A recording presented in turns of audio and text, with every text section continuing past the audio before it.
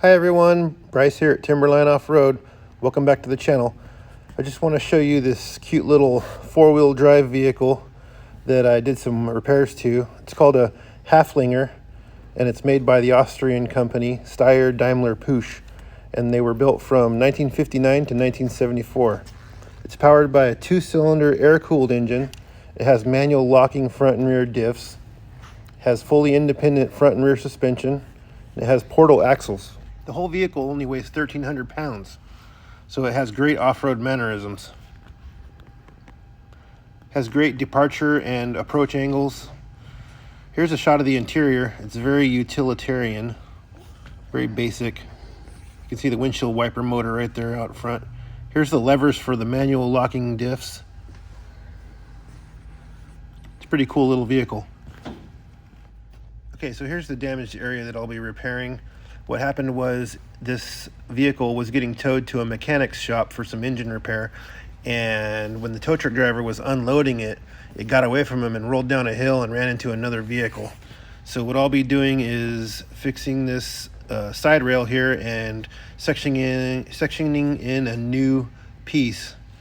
Luckily the part was still available, so check it out.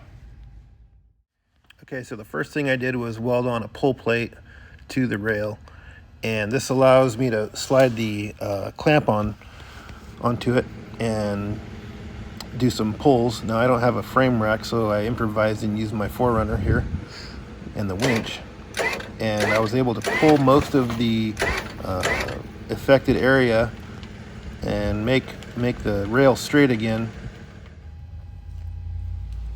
Here's the pulls after, here's the area after I did the pulls, and it came out pretty straight. You can see still a little bit of tweak to it, but I was able to correct that after I'd cut the rail apart. Here I have the porta power in place, and what I'm doing is straightening out that hoop or brace bar that's kind of like a roof support actually, and door support. I had to get it to line back up to the straightened frame rail area. Here's the new side rail. It came as one long piece, so I had to trim it down to make it fit and then do a couple other modifications to make it work. Okay, here's the rail section after I cut it apart and made two sleeves to go inside the frame, and then I modified the new part with the seat belt and the holes for the upper cage, and then there was two more bolt holes and a couple other things I had to do to it. Plugged it, punched the holes for the plug welds, and prepped it, got it ready to weld on. Okay, here it is after I had just welded it and have all the clamps in place still. And you can see I have the floor jack underneath it to hold the body up to make sure that rail is perfectly level and it doesn't sag while I'm welding it.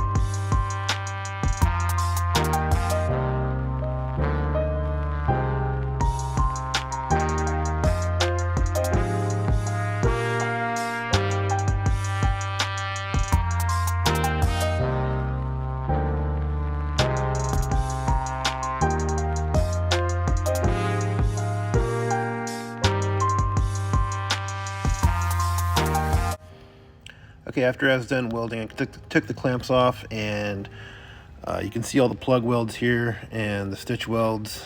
I got plug welds into the sleeves, and got everything welded inside and out, and made sure it was all straight. And then I ground all the welds down and got it all ready.